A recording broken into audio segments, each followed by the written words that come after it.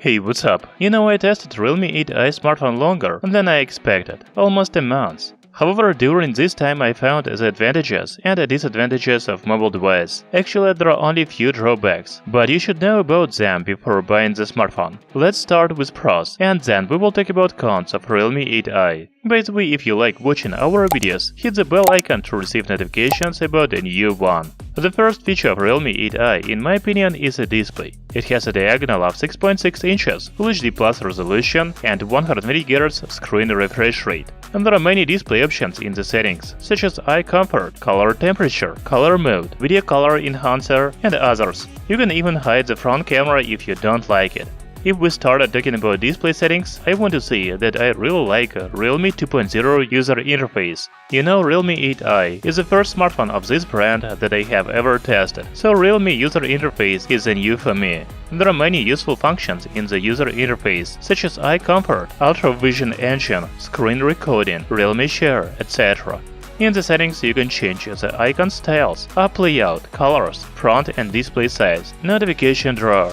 And there is even smart driving and riding modes on the smartphone. We can do a dedicated video about Realme user interface. If you are interested, please write in the comments below. The performance of Realme 8i is very good. The smartphone has 300,000 points in Antutu. I think it is a very good result for the budget phone. By the way, Realme 8i is equipped with Helio G96 chipset, 4GB of RAM and 128GB of storage. I played the most popular Android games, such as Genshin Impact, PUBG Mobile, Call of Duty Mobile, and the smartphone had no problems with them.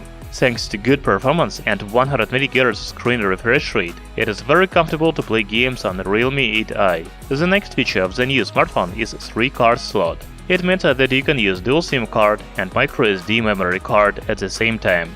It is a very useful feature, because most other mobile devices in 2021 have hybrid slot, and you need to choose between the second SIM card and memory card. Realme 8i also support NFC, so you can use the smartphone for contactless payments. That's very good.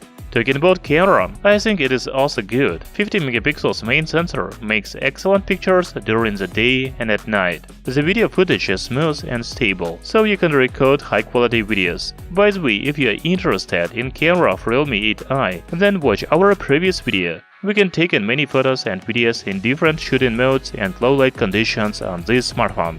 Given all the features of Realme 8i, I think the price is very affordable. You can buy the smartphone on Aliexpress for only $179.